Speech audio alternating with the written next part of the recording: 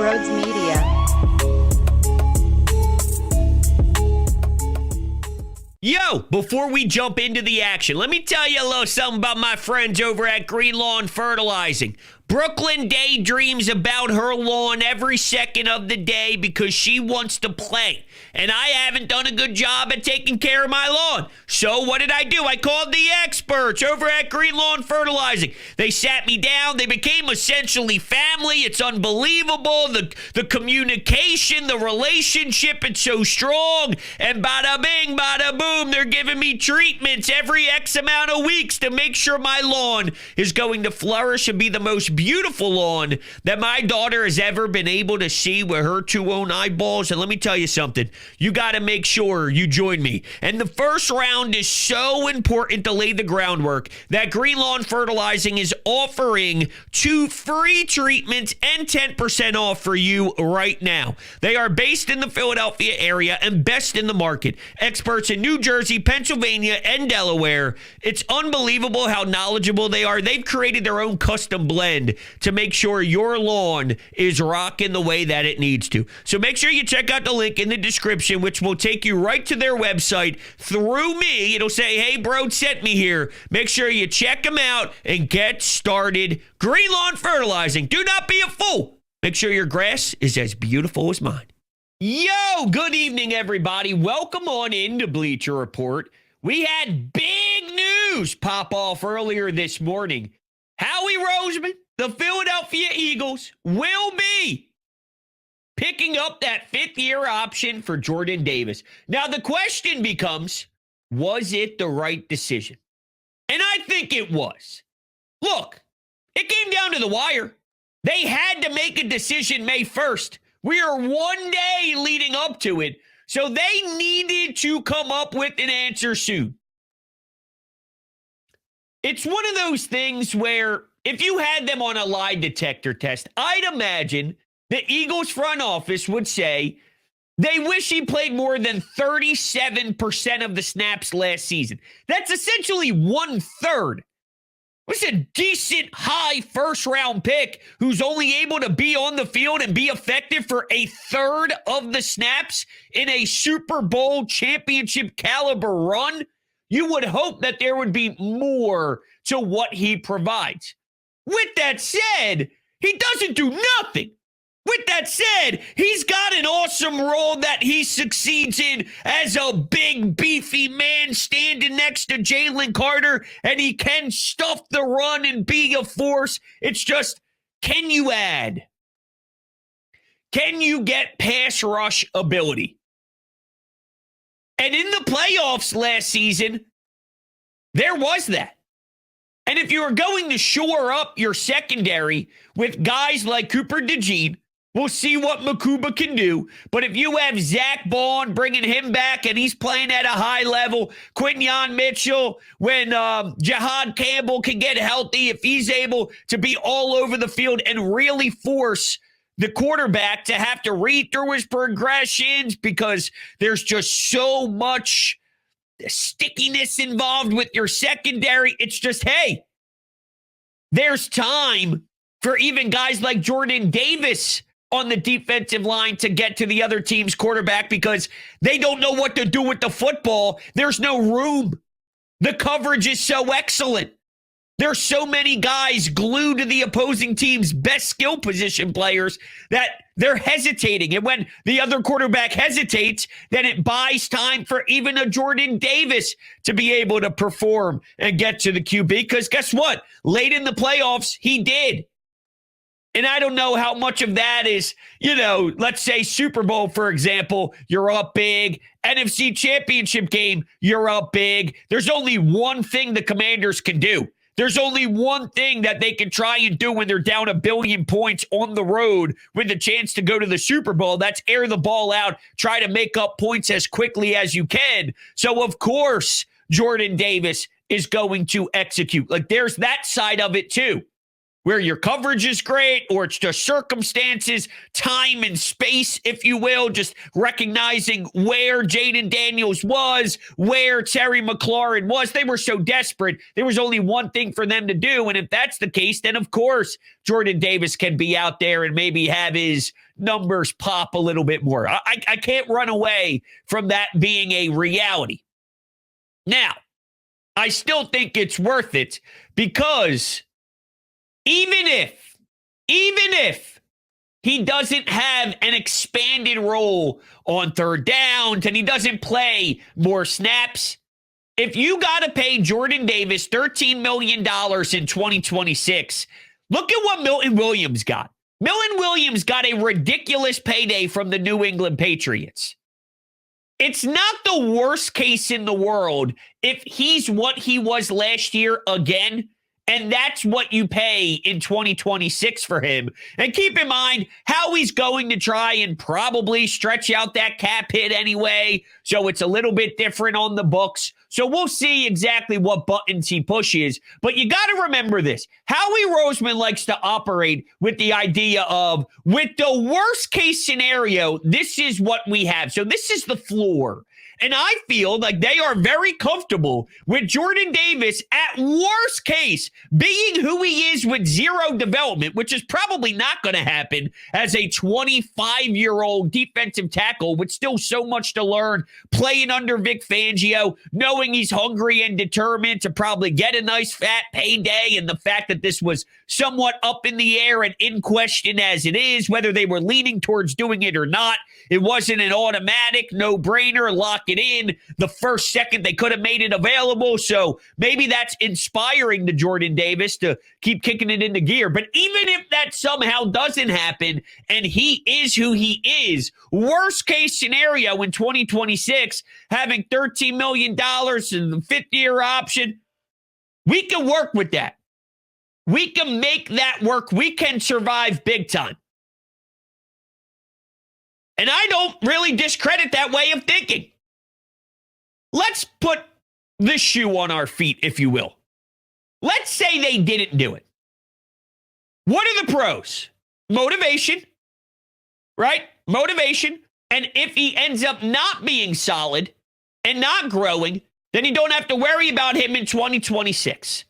So you're not tied to any financial decisions more than just the 2025 upcoming campaign.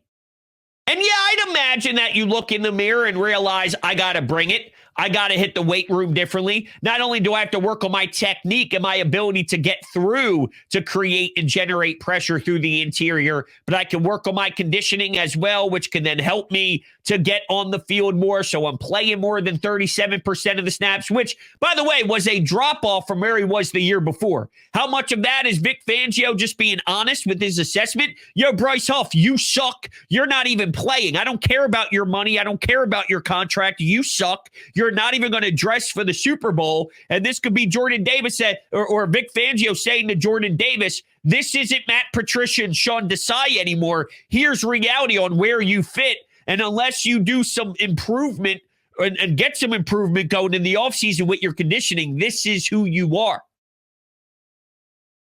Maybe there's something to the motivation factor, but I don't like that mentality of not picking up the fifth-year option, because I like this message more.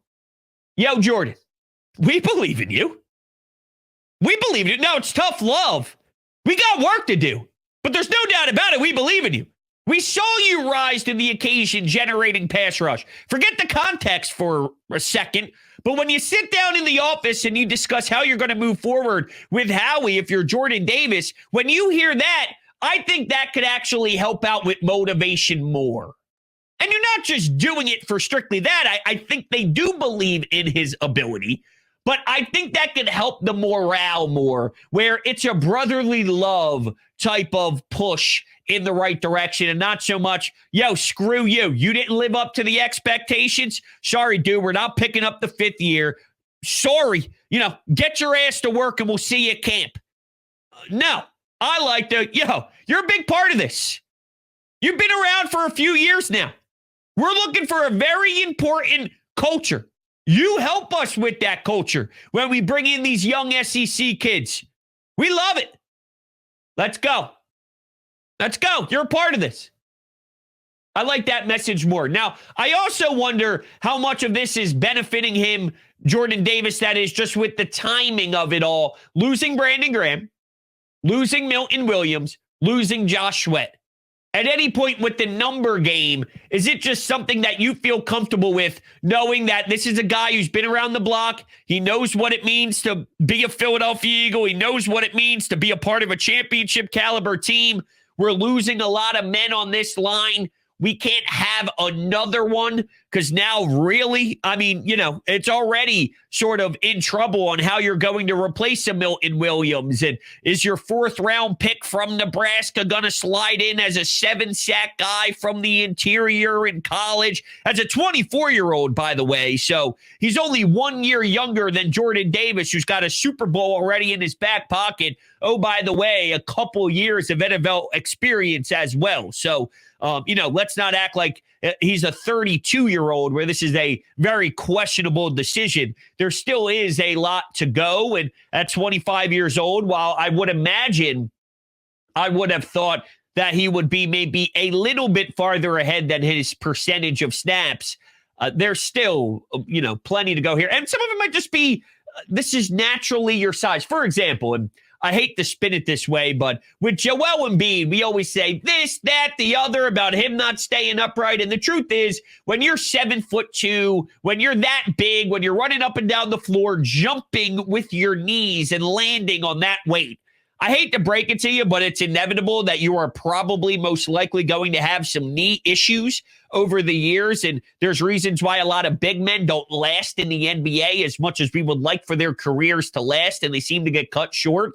And there's just nothing you can do. It's an uncontrollable.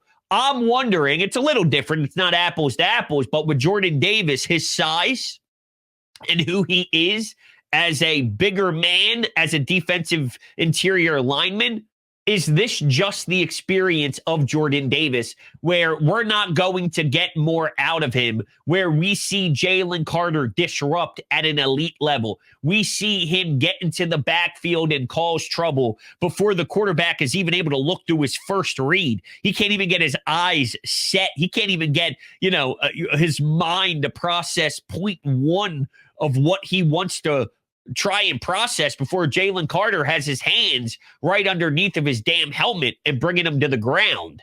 I don't know if Jordan Davis is ever really going to add that to the repertoire and the skill set, and this may just be the version that you have. But it is still an important role for teams to not be able to establish the run, especially when we watch the year that Saquon got paid by Philadelphia. We also watch some of these other running backs get a nice chunk of change, and it seems like we're naturally starting to switch back into relying heavily on playing smash mouth football and running the football and building through your trenches and just adding a little old flavor of some running backs. And if that's the case, then how important is someone like Jordan Davis standing right next to Jalen Carter? And I think that had to have been evaluated by Howie Roseman to see, those big time names that were in the running back market, and they were able to, kind of get scooped up in that free agency class. And then you see what some of these teams drafted in regards to some running backs coming out of college. And I just think like maybe that was a thought as well. But make no mistake about it, Vic Fangio is going to handle this accordingly. And I almost have this internal feeling as well with Vic Fangio that it's very similar to Jeff Stoutland, where when Jeff Stoutland gets his hands on a certain player and a certain offensive lineman, it's very rare that they don't work out at all. The Andre Dillards of the world, I mean, it's mind-blowing that you can be that much of a failure at the position. But more times than not, when you get to go to work with Jeff Stoutland, they are going to turn you into something serviceable at worst, amazing at best. Do we have that same sort of mentality with our defensive coordinator? That if you get to work with Vic Fangio and you have the ability, he's going to get the most out of you. Now, to be fair, just to play the other side of it, and sometimes I think it's more talent than it is coaching. Because Andre Dillard, that's an Andre Dillard problem, not a Jeff Stoutland problem. Bryce Huff, he didn't thrive. Now, is that a Bryce Huff problem? Probably. But I'm always wondering, too, because I'm thinking of who's going to be on this defensive line, right? We now know Jordan Davis is going to be in the mix, but that wasn't, well, we knew for next year, but not so much for 2026. But he is now picked up with that fifth-year option. Next year, it's Jalen Carter, Jordan Davis, Ajomo, Jalix Hunt, Uche, and it's oh man, the guy they got from the New York Giants, and Ojulari, and I was keep going, and I'm thinking, oh yeah, Bryce Huff. Bryce Huff. I actually literally forgot about Bryce Huff, someone who got paid that much. But this is why if Dallas Goedert is sitting there going, are you kidding me? Are you kidding me that you can't figure out a way to get this deal done because you wasted a paycheck on that guy there? You wasted a paycheck on number 0, Mr. I can't even get on the field. Wow, that's rough. But what if there is a resurgence? What if?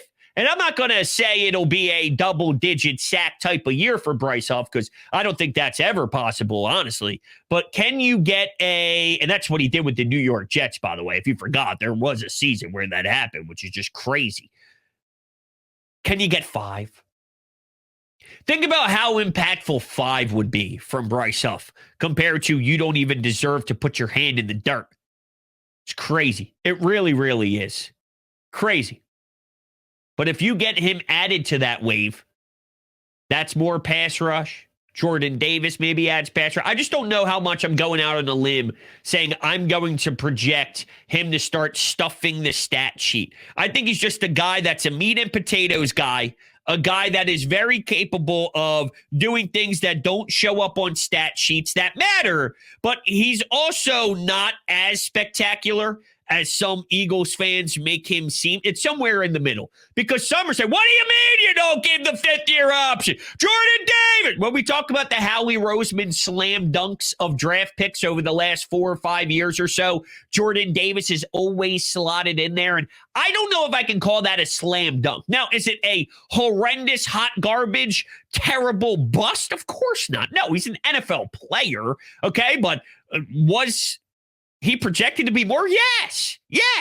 So it's somewhere in between. It's okay. It's okay to have him.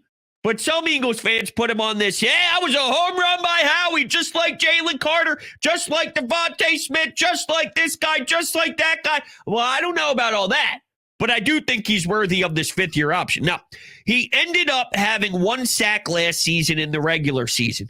He had 2.5 sacks 2 years ago. And he had 0 his rookie year, where he only started 5 games of the 13 that he played.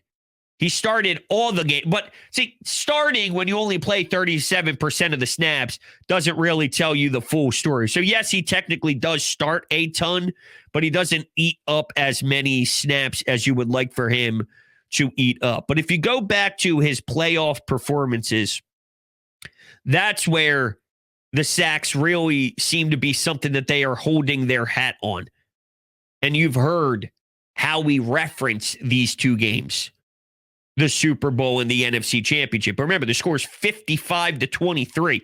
The score is 40-22. And at one point, you're blowing them out where they got a flat-out goose egg on the scoreboard. So I don't know if that's necessarily just a product of it's easy to accumulate those type of numbers, even for a Jordan Davis, when there's only one way of action for the opponent to get back into the game.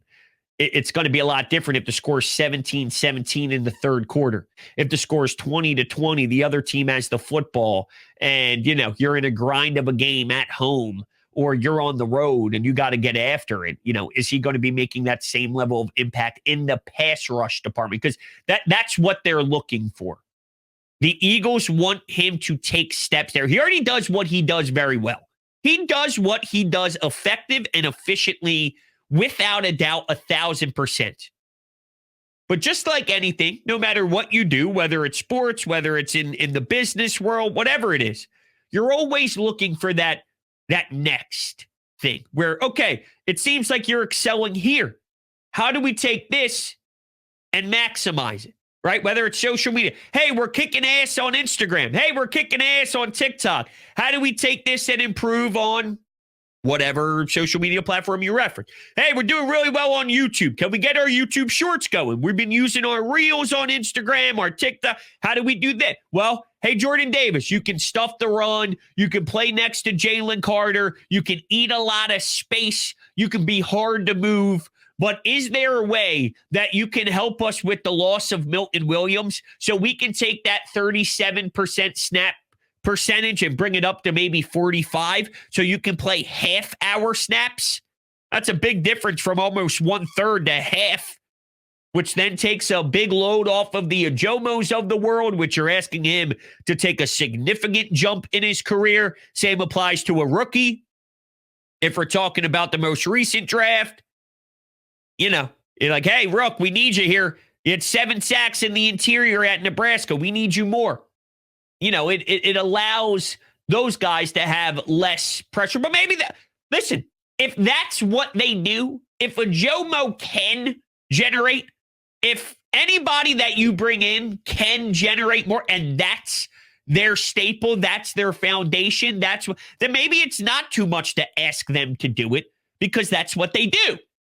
And that's what they're great at. And that's what they've done forever.